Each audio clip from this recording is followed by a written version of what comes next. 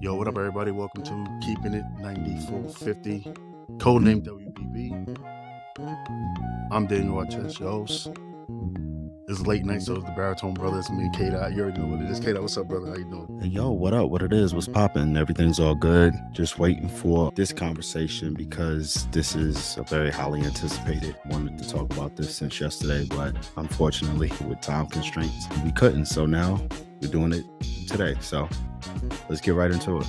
Not only time constraints, but audio issues out the wazoo, brother. Earlier today, we was going to record. Listen, we here, so you already know what it is. Podcast brought to you by 265 Media, Capital Flavor Productions. So let's just get right into it.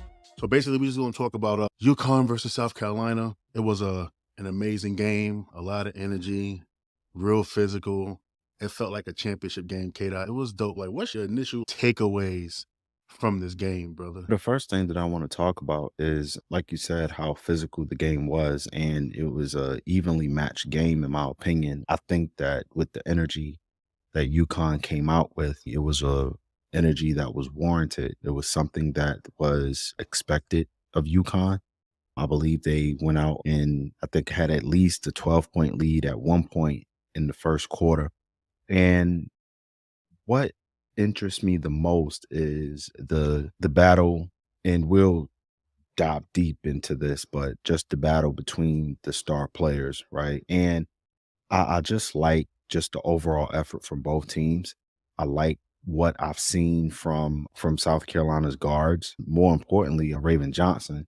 But I think just overall, the game was one of those, just like you said, a national championship atmosphere. It was something that everybody was talking about. And this is something that we're going to probably anticipate coming in March or April, depending on where the brackets fall. It was a great game overall. What about you? It was pretty dope. You know me, I'm a physical player, so it was right in my wheelhouse, Kate. I definitely love how UConn jumped out strong. They led at the end of the first quarter, 25-14. They really, you know what they say, the proverbial punch in the mouth first, and staggered South Carolina a little bit. But South Carolina was able to regain themselves. And that second quarter, Lisa Hughes. that defense in the second quarter was amazing, bro. How they just blew up basically every dribble handoff option that UConn was trying to do. How Kamilla Cardoso really just dominated on the offensive glass and the defensive glass, and also scoring. I think she scored 11 points in that quarter, if I'm not mistaken. And the fact that Aliyah Boston and Zaya Cook like crazy, and they go into that half tied, K-Dot. Remember, if we didn't know who these teams was, we would probably been like, if we the coaches, we screaming in the locker room like, what are y'all doing? But they had 4 points on 0 for 13 shooting.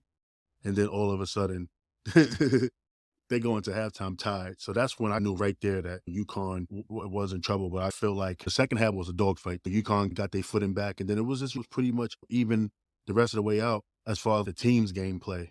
It wasn't like how it was in the first quarter. It was all UConn. In the second quarter, it was all South Carolina. Like that, the rest of the game was just like basically them going back and forth. Aliyah Boston just, how we say, left earth. And it was just that right there. But like the way that South Carolina dominated the offensive glass, K-Dot, was also tremendous. Listen, South Carolina took 67 shots, bro. UConn took 54 shots, and they shot 52% of the game. And South Carolina shot, 38 or 39%. It was bad for South Carolina offensively. But the offensive rebound, the extra effort plays, basically the 50-50 loose balls, everything, South Carolina won that. And that's why they won that game, too. And another thing, too, before we get into the standout players, like, actually, we could just jump into that right now real quick.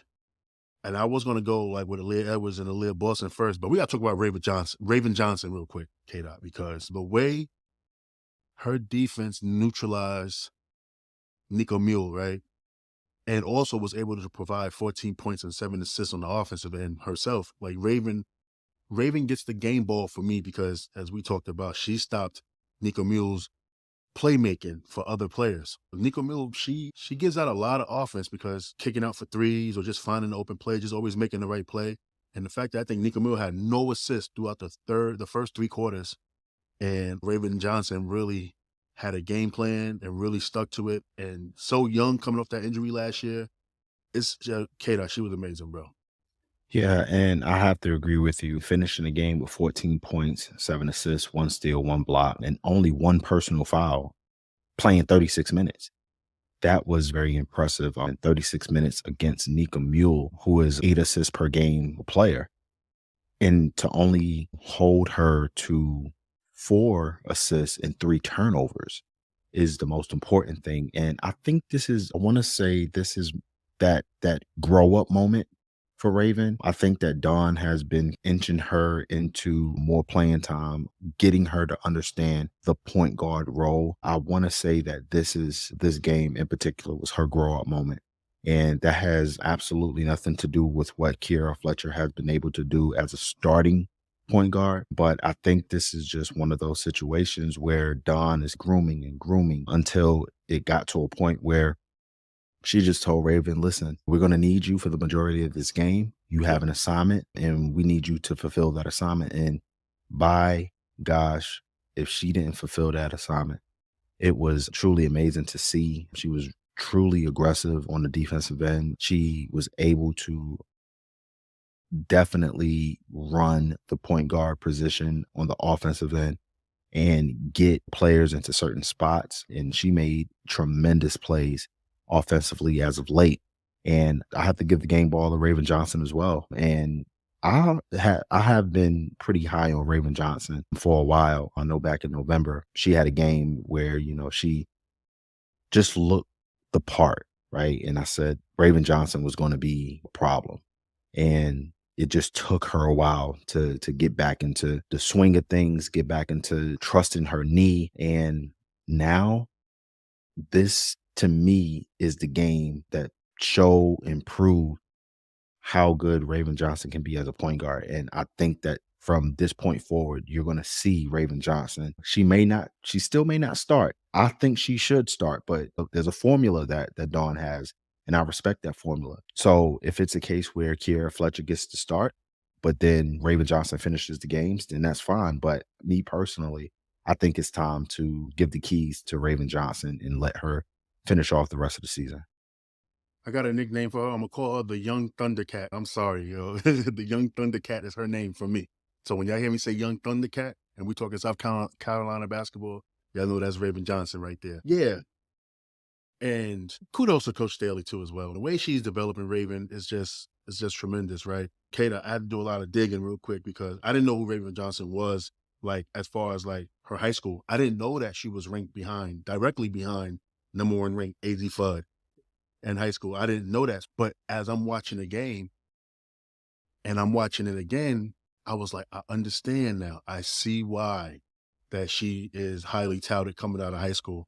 And you see the maturity and everything. And the way she plays with pace too at such a young age, like Kata, like in the next couple of years, Kata Raven is going to be like how I feel about Olivia Miles. I think that Raven has a bright future in college basketball. And like the way, like once everybody leaves from this team, this is going to be hers. And I feel like going forward, like Raven is gonna do her thing. I wouldn't be surprised if she starts during this stretch run. Yeah, yeah, I totally agree. And again, I think that from this standpoint, Raven Johnson, the way that she played, what stuck out to me on yesterday was Dawn at the end of the half or towards the end of the half. It was maybe under a minute left or a minute left. She went to this play called chop. Okay. And normally in that scenario, in that particular scheme, there's two ways to get the ball to the basket. And when you run chop, the point guard finds the wing and that wing dribbles down to the either the baseline or they stay on the wing for the big to actually get a screen from up top of the block to get the ball on the block. And what happens is the guard is supposed to screen away. You screen away for either a pin down so you can come up with a jump shot or a curl back to the basket. And that whoever's on the wing is either supposed to do one of two things. They're supposed to dribble down to the baseline, get the ball down low, or find that person off of the screen coming off the curl for an easy bucket. And I think that particular play, Raven saw something where she saw that UHAS was out of position. So she quickly gets the ball to the wing. Wing goes down towards the sideline, towards the baseline, passes it to Kamilla Cardoso, and Cardoso actually gets undercut by UHAS because she was out of position, and they actually get a foul call, and they end up getting some free throws out of it. So I thought that was very interesting to actually see that Raven Johnson just looking back, making sure, hey, what play to call, and the options that she had, she was able to see that UHAS was out of position early, and she went quickly, and they were able to get some points out of that. So that was very impressive to me. And that was, again, going towards the end of the half, and that's how they were able to actually tie the game up. So again, it's things like that for Raven Johnson from an IQ standpoint that was impressive to me, that actually started the run that South Carolina was able to do in the third quarter, especially with all the foul trouble that UConn ended up getting into with Aaliyah Edwards, getting her third or fourth pretty early. So I really do believe that Raven Johnson definitely gets the game ball, and I think she's ready for whatever comes for her for the future of the rest of the season. Yeah, definitely. Looking forward to the young Thundercat going forward. Can't wait to see them play next week, but we're going to get into that later, though. And we got to talk about Aaliyah Edwards real quick, K-Dot. Yeah, for Aaliyah, sure. Aaliyah Edwards, 25 points, 4 boards. And K-Dot, like, we always had our conversations about Aaliyah because we seen how she looked overmatched against Aliyah Boston in the national championship game last year. And then she came out. She had some great games to start the season this year. And we was like, is this kind of fool's gold or something? And it ain't. It's not fool's gold. Like, she could play. She had 25 points yesterday. Going up against those Twin Towers and Aaliyah and Kamilla, gave them 25 in a close loss. My hat's off to her. And the way she was getting to the basket, she was either scoring on a back down, she was scoring on the face up, everything, K-Dot. And she had Kamilla Cardoso in a blender, bro. And you wonder why Gino did not just give her the ball every time down the court, spread it out, and let Aaliyah Edwards do her thing. Because the way that she was playing, like, she kept them in the game. She was hitting a lot of big shots and everything. And she was a little bit too fast. And I said it, we talked about it earlier. I was like, I hope she's 6'3", because at the power forward position, she's going to be something else. And when her career professionally starts, she was dope yesterday, yo. Yeah, and just to go in a little bit of detail, and of course, all of our advanced stats and analytics are provided by Cerebro Sports. So make sure you go sign up for their free sign on, and you can get the stats that I call out on these shows as well. But Aaliyah Edwards, a spectacular player, and at a 23% usage rate, her CRAM is at 11.7, which is the gold standard for her team. And standing at 6'3", playing 32 minutes a game, her pure scoring prowess is at an 81, averaging 16.8 points per game on 60% shooting. And what impresses me more about Aaliyah Edwards is the improvement in her around the rim action. I know as a younger player, it's definitely difficult to have the keys and be a sophomore and try to do a lot of things that Gino Auriemma wanted her to do last year. And of course, with Olivia Nelson-Ododa there as well, that kind of took a little bit off of her. But this year, with her around the rim scoring at 81, 8.9 rebounds per game, 1.1 block.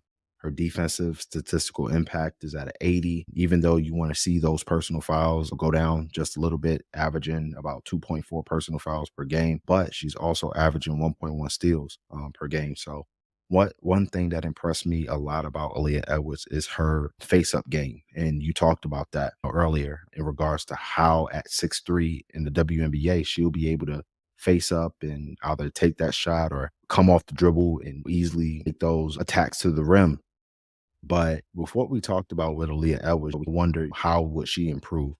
And she definitely improved all around this year and definitely has proven herself worthy of being a top tier draft pick coming up. And I do want to just give kudos to Aaliyah Edwards and up in her game, because this year she has been on a tear. And just like you said, with 25 points yesterday, she did a lot of things and made Kamilla Cardoso say jump a little too much, just ball fakes, trying to keep her from shooting. I think the scouting report you would rather her take those lower percentage jump shots than for her to make that jump, get that shot fake up and try to go for that block. And she just easily gets to the rim because that's a higher percentage shot. For her to have the presence of mind to know that Cardoso is pretty much a jump happy, just like our other friend out west. We'll keep her name out of this podcast.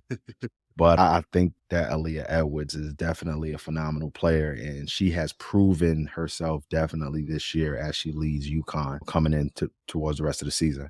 Yeah, I gave Aaliyah to a lot of flowers on a blog that I wrote, and the name of the blog is called "The Price of Greatness in Basketball," and it was basically just talking about how the sacrifice you got to make to improve your game as a player is called the unseen hours, and I actually pointed her out, and she was the subject of the blog about the unseen hours because you can see the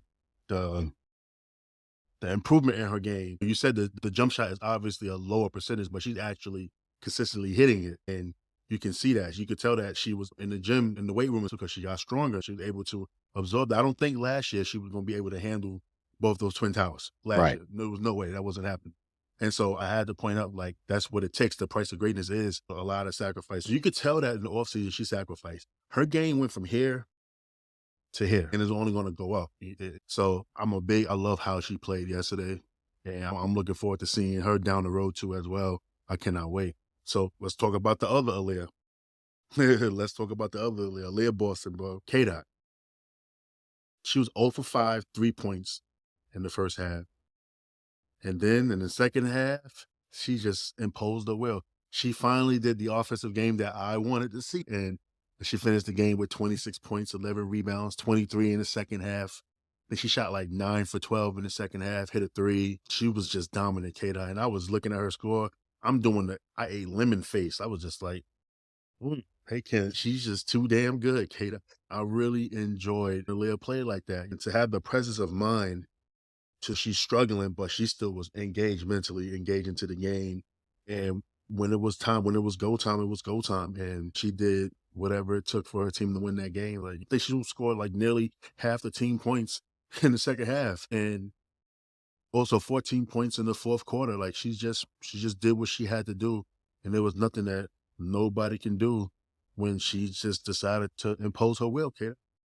Yeah, and I mentioned it in a tweet, and she actually crazy because she actually had 4 points in the first half and scored 21. It was 22 total, but at the time of the tweet, it was 21 total points in the second half. And then with what you said, it was points in the fourth quarter before she hit that free throw to make it 14.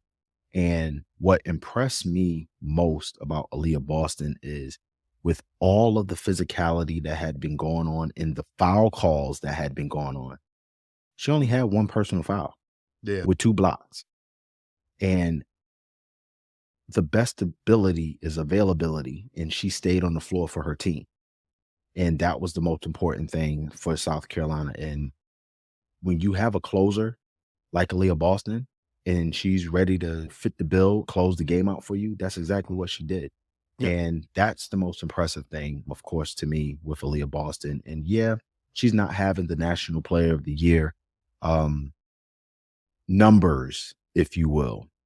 Still a National Player of the Year candidate, but compared to last year, where we talk about the numbers, is not comparable to a higher extent, if you will. But I think that still, with her leading this team, and I believe this is another double game for her. She's been consistently consistent on getting double doubles for her team, and it's just been incredible. And just to go back to Cerebro, of again a C-RAM of 11.7, and she has a 20% usage rate. This year, she's only averaging 12.9 points per game, and of course that average goes up after this game, obviously, but 10 rebounds, that will also go up. But a defensive statistical impact of a 95. You can only go as high as 100.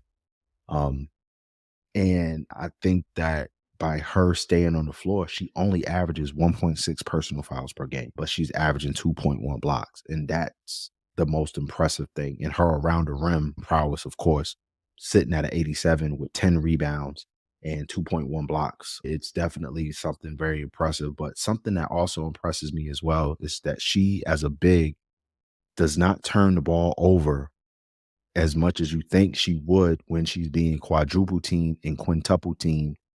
And by averaging 1.4 turnovers a game, keeping possessions for South Carolina is very important. And for her to do that as a big is super impressive because, again, you see it, I see it, the fans see it, basketball enthusiasts see it. She is getting double team, triple team, quadruple team, quintuple team. Like, it's Kid, crazy. I never seen a basketball player TP until I seen Aliyah Boston in the middle, and then you got everybody else like this with their hands Man, up. I was it just like, makes it's so much respect. That is what you yes, call paying a lot of respect right there. yes, That's yes. I And loved it. I loved it. and what makes it even better is when she is double team, triple team, quadruple team, quintuple team, like her footwork is so amazing. She still gets out of it. She either makes the right pass or she goes straight up and try to Yeah, draw the foul or attempt a shot. And yeah, more than likely, when she attempts that shot, she's going to get the ball right back and put the ball right back up. And that's the most impressive thing that I just love about Aliyah Boston. She never brings the ball down, yes, never brings the yes. ball down. And that's one of the most lost arts of just big play. I see it all the time with these kids nowadays. Every time they go for a rebound, they bring the ball down. And Mhm. I'm like, Jesus Christ, keep the ball up, keep the ball up. And that's what Aliyah Boston does. And you actually saw it a couple times with Kamilla Cardoso yesterday as well. She kept the ball up. She normally has a habit when she gets that offensive rebound, she brings that ball back down. But she Yeah, didn't do that yesterday. She didn't do that yesterday. It was pretty impressive. yeah, yeah. Most definitely. Aliyah, I'm just in awe of her game. You can see the Tim Duncan work. You can see it. You can see the patience. She knows what she's going to do every time she touched that ball. And there's a basketball word. I've been listening to a lot of basketball podcasts, K Dot, and there's a word that also describes Aaliyah, heliocentric. And I guess heliocentric means just everything just revolves around you. And I think it's used so much as more of an offensive term, like for maybe who's a heliocentric female player? I don't know right now. But let's just say we go to the NBA real quick. Luka Doncic, just everything just evolves offensively. But with Aaliyah, her heliocentric comes from just like the attention that she just garners on offense, on defense. You have to scheme for this player every single minute and second that she's on this court, or else you will get burned. So it's like she's just a load, Kata, and I just appreciate how she approaches the game. Every time I just watch, I just be like, yo, I gotta watch her play. I got a nice comparison. If you wanna bring in a WNBA comparison, Imma go back. I Okay. think that someone like a Lauren Jackson, who was heliocentric, Okay. See, someone but the thing with that one is this though. Lauren Jackson is like buckets, but Aliyah is just like she don't have to do that. She can average 12 and 10 and it still looks like it's 25 and 15 because no, I her definitely impact is different. Everything just revolves around what she does on offense and especially on defense. And yeah, she's not having the stats as far as like national player of the year, but she's right in the mix. yeah, You know, so like when we think about heliocentric, right, let's take it to school right quick. I'm thinking about the sun and how all of the planets orbit around the sun, yeah, and that word, that famous word that we always talk about, that gravity, right? Looking at Lauren Jackson and the way she played, even though she got tons of buckets, right? There were certain things that in certain schemes behind offenses, like I can remember the Detroit shot, right? I believe this was, I can't remember which year this was. It was between '06, '07, and '08. But there was a particular game where Lauren Jackson was just having her way. And at this point, Bill Laimbeer is like, you know what? No, we can't let Lauren Jackson beat us. yeah, And they ended up going I think Lynette Pearson and Cheryl Ford, they basically started like face guarding her on the block. And the more that Lauren got away from the block, it's almost again the gravity of Katie Smith now coming to help, Swing Cash now coming to help, Tweety Nolan now coming to help. And it was almost like, again, with the heliocentric thing that you're talking about, just from an offensive standpoint, it was like everybody was gravitating to her so that they can make someone else beat them. Yeah. And that's what I think about Aliyah Boston, because just like we've seen and just like we've talked about, when she has the ball in her hand, the entire defense just collapses on her, Yeah. just completely collapses. So I think that, but just the Luka comparison is definitely just as prevalent as well. But that word heliocentric, I love that word. I love the way that you introduced that. And Yeah. it makes a lot of sense. It makes a Yeah. lot of sense. Hey, K-Dot, listen, let's play Scrabble. Facts. You're gonna get 1,000 points for that word right there. Nah, when I first heard heliocentric, I just listened to a bunch of basketball podcasts, and I was just like, "What? This is a new. All right, this is nonsense. Let me look this word up." And then once I looked it up, I said, "Oh yeah." So now I see. Like Asia Wilson, heliocentric. Chelsea Green, Yes. heliocentric. Even though she's inefficient, Enrique Agumbawale, she is too as well. I would say that. I have to do a list, K-Dot. Oh, yeah, I have for to do a sure. list. Yeah. Now, all right. So let's move on. Let's talk about let's talk about Kamilla Cardoso real quick and talk about that second quarter, because that second quarter changed the game It pretty much did. with what she did. And she had at halftime she had 11.6 boards. I think she finished with 17 and 11. Like her size, the way the game is finally slowing down for her, she is going to be a pro, and she's going to be a nice pro when she gets to the next level. And I think I was talking about it earlier about how Dunst just builds on player foundations, just builds layers on top of the foundation and everything. And it's not for right now. It's just for down the road. So I finally think that Kamilla finally gets it. Even though I was like, yo, what are you doing with the putbacks? Come on. What's up with the putbacks? You had 3 of them right there. Finish those. Come on now. Come on. Finish your breakfast. Absolutely. Finish your breakfast. But other than that, though, I thought that she's a force. She's a force. And the fact that she could play with Aaliyah on the court at the same time and not disrupt nothing, not be in the way, I really enjoyed how she played. That second quarter, though, was huge. And she was just Mhm. right there, just trucking away. And then, so like, she was like the MVP for the first half of that game. Yeah, for sure. And Cardoso was just phenomenal, especially in that second quarter, Yeah. and was the engine behind the comeback, right? The offensive boards. What strikes me is that she was able to catch the ball. She's had some issues, right, with catching inlet passes, high, catching it above peak, right, to only where she's able to actually catch the ball. But she did that. She did that. And that was very impressive. And it just showed her growth. And that goes back to credit, right, to Raven Johnson and how she was able to get her the ball at that high point. With Cardoso, I think that as much skill as she can improve on, yesterday showed me something. Yesterday showed me something. And again, I felt like that was a kind of like a growth moment for her. And I think her confidence level was going to spike way up. You saw how emotional she was with her sixth foul, because she was in her bag and she did not want to leave that game. So I think again, when it comes to her growth, that was her coming out moment from yesterday, and was again an impressive one. And that's much kudos to her for doing that. Yeah, most definitely. And I didn't like the tech that she got.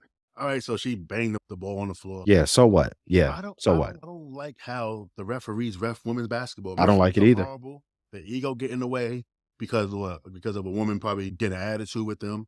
I don't like how they so quick to blow the whistle. Kata, there's times when I played in college that I was doing the most outlandish shit, bro. I'm doing push-ups in front of the bench after every and one. I'm flexing to the crowd. I'm yelling at the ref like this, put my finger to the ref face. I was wilding in college.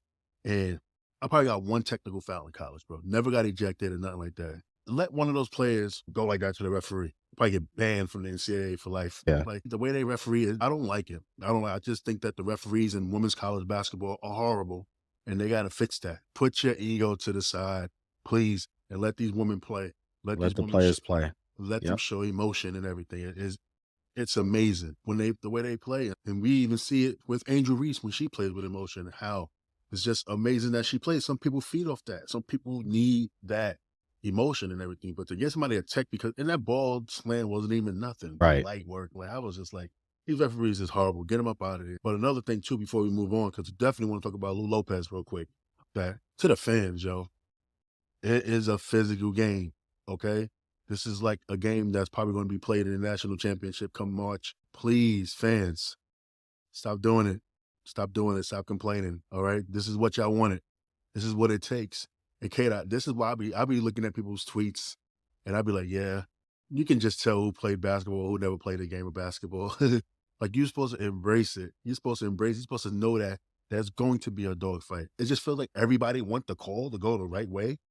What happened to the human element? Referees they're not going to see stuff. They're going to make mistakes. It is what it is. So always got to tell the fans, just chill, calm down, enjoy the game. Don't taint the game with your asinine opinions and comments about referees and everything. Like that game was a dog fight yesterday. It was called evenly. I think South Carolina had 23 fouls called. UConn had 21 fouls called.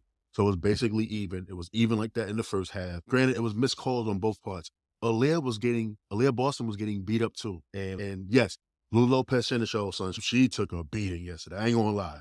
She's short, but that's all a part of the game. That's Division I basketball. Like, we not doing that. It's bad enough that basketball today is becoming a participation trophy era. So Right. let's get back to that old school feel. Y'all, a lot of people complain about it, K-Dot, on the men's side, on the women's side, that basketball is not as physical as it once was. So now we get a game like that, and then everybody's complaining that it's too. I don't understand the logic of that, Kata. I don't understand. I don't know if you want to expound on it or you want to move on to. Yeah, and we can move on. But my only thing is it Uchiwali or is it one mic? Is it Ether or is it Takeover? Pick a battle. You know, Ether one. pick one. You either want a physical game or you want the refs to call every little foul, every little touch foul, every little push. Come on. Yeah. Get over it, people. Get over it. Yeah, exactly. All right, let's move on to Lou Lopez-Sénéchal real quick. We like her. We actually love her game. We For fans sure. of her. We fans of her. She a late bloomer, but we fans of her. She struggled a bit yesterday, right, Kata?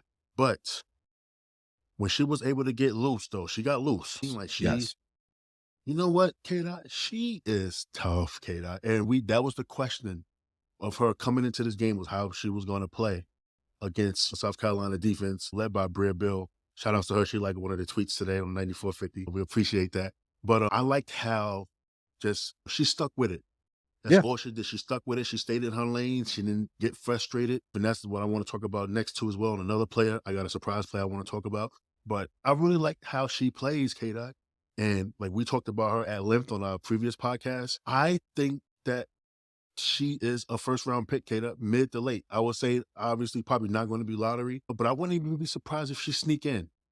I think that if she went lottery, right, or if she goes like early in this first half of the draft, do you think that Sénéchal is better than Lexi Hull?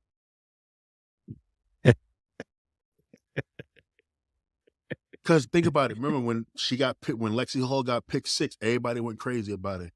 Let's just say if that was let's just bring it back to last year real quick, and we know who Lou Lopez is, right? Let's just say in that draft, would you pick her? Would you pick her over Lexi Hull? Would she go 6?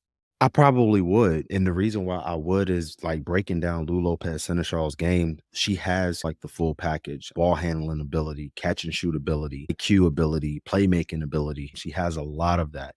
And what happened yesterday in playing a real tough perimeter defensive and low block defensive team in South Carolina is just like you said, she stuck with it. Yeah, she struggled, but in the second half, she woke up. She was able to get loose.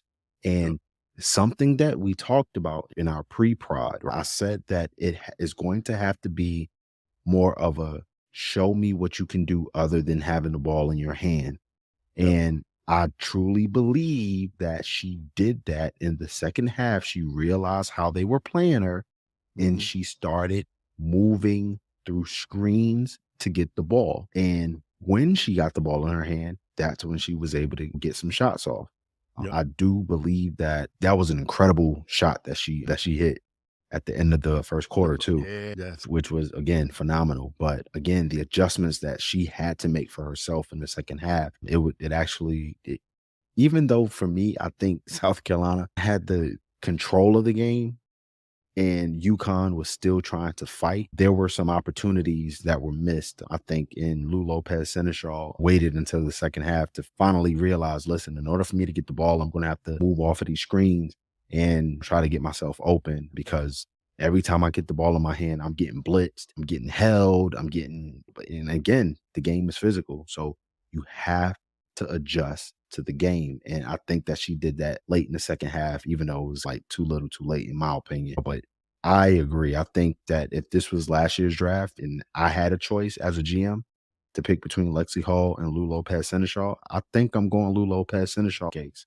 Why did you laugh when I put the question up, though, brother? Like, why you laugh at me? What did I say? Did I say something wrong? No, you didn't say anything wrong. I just thought that it was really funny that you mentioned that because you probably knew in a heartbeat that I would probably go Lou Lopez-Sénéchal. I just want to gauge her draft. I feel like she's a W player. She's tough. Like, she took a beating yesterday. And you know what? Even though everybody else was complaining about it, you seen Gino complaining about it, you didn't see her. She played through it like she is tough. Like, I could see her playing with on a Lindon type of team. She's a type of player. Yeah. And at age 25 too as well, she I already wanna pro ready. now here's my take on this. Okay, go ahead, brother. If the Sparks at 10 can get Lou Lopez-Sénéchal, I think I would take her at 10. And the reason why I would take her at 10 is because, first off, Kurt Miller still needs shooting. Even though, he has Lexi Brown back, he still has Katie Lou. I still think he needs a little bit more shooting. In addition, I think also to just a little bit more rebounding as well, even though they did sign Azurá Stevens to that beautiful deal, and congrats to her on that as well. But I think Lou Lopez-Sénéchal, to me, it's a Kurt Miller type offense. She can give you a longer range Courtney Williams, in my opinion, but also someone that can put the ball on the floor, able to drive to the basket, very tough. She also plays defense as well. And I think that she can fit perfectly in a Kurt Miller type scheme. So I think that if you were to consider her in a late first round, I think the Sparks should consider her at 10, in my opinion. Yeah. And before we move on to part 3 of this show, I want to talk about Zia Cook real quick, K-Dot. Yeah. You know what? She didn't play bad. No.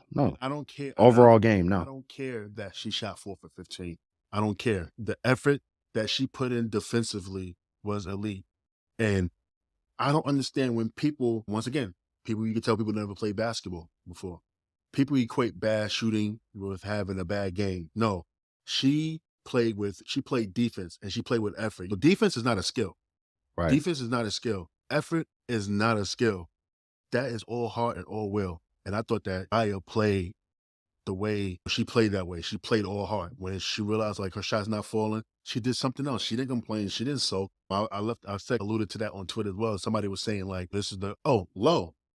Lo said it actually. Shout out to Lo from the committee. It was like, this is the growth of her game. She wasn't like this like in previous years. Probably would have sulked and her game probably would have went down because her shots wasn't falling and everything, but like she stuck with it and everything. And that's what basketball is about. It's not about the offense. It's about the other stuff too as well.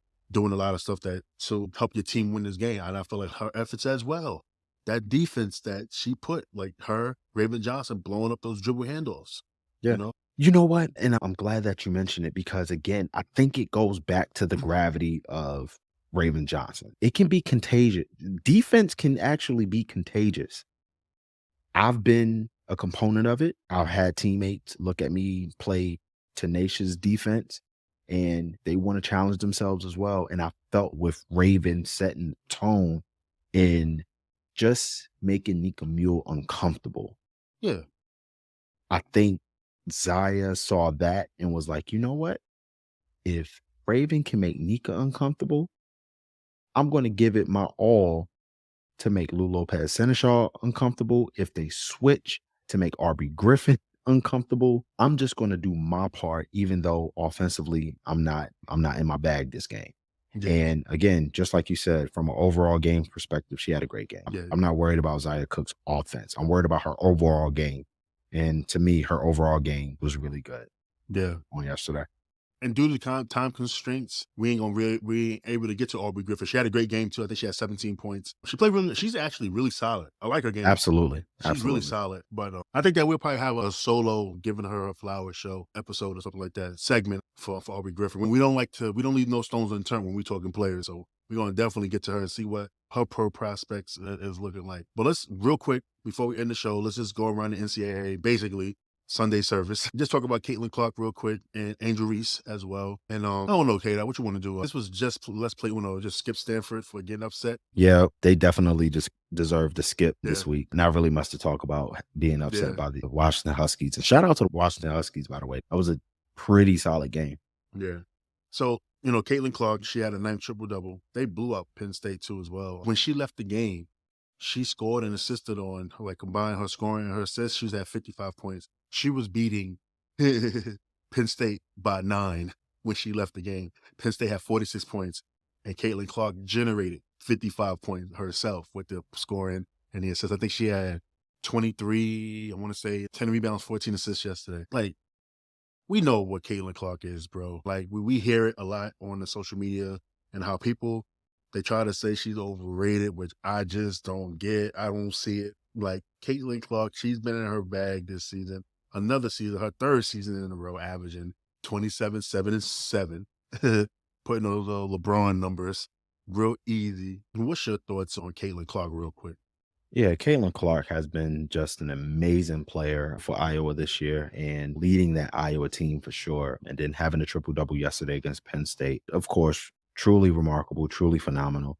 And she's just going to continue to ascend. And again, the hate is the hate, not going to matter. We know why the hate is the hate, to be honest with you, is just more, you just got to appreciate great players. And Caitlin Clark is one of them. I can't say anything less about Caitlin Clark because she's just, again, a remarkable player. And she's going to continue to be remarkable as long as she's still at Iowa for this year and next year. Yeah. And it's a media thing when it comes to players like Caitlin Clark. For I feel sure. like she gets treated unfair by the fans because of the media inability to showcase Black players. And it's sad though, because I don't like to hear she's overrated, she don't play defense. I think that she competes on defense. She does have to battle on defense. That does think that she compete. Everybody in the world is not going to be a lockdown defender. And what she does on the court is a lot of people can't do either offensively. And that's why we do this show, because we love the game of basketball. And if you're doing your thing, it doesn't matter what color you are, we're going to be like, yo, listen, Isaiah Thomas once said, K-Dot, tape don't lie. The tape does not lie on a lot of these players. So, when I see Caitlin Clark, I'm like, it's just undeniable. She got star quality and cannot wait for her to take that pro leap.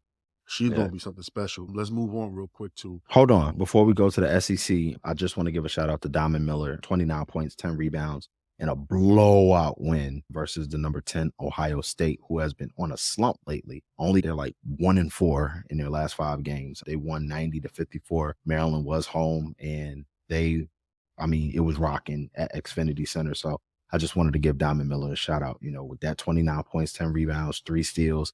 She went bananas against Ohio State. Yo, she is nice. She's real nice. Her stock went up, bro. You know what's crazy? I was looking at the old 2022 WNBA draft mock drafts for 2023. It was in the second round in a lot of those drafts, bro. Yeah. No, now she's probably 2 or 3. 2 or 3. Yeah. She's probably A lot of the mock drafts got her at 2. A lot of them got her at 2. It's the way she played. She's Tamika catching light, bro. I'm telling you, she's tough. Her motor it's elite. She has an elite motor, and the fact that she can just play multiple positions. She's a bigger DeWanna Bonner, if you want to do that too as well. I think that she's like a DeWanna Bonner with really great defense too as well. Her floor and her ceiling is really great. She has a high floor and she has an even higher ceiling. So when she gets there and she develops, I think that she's gonna be something special and everything. Hey, we gotta talk about Angel Reese again, bro. Yeah. 26 points and 22 rebounds against Texas A&M.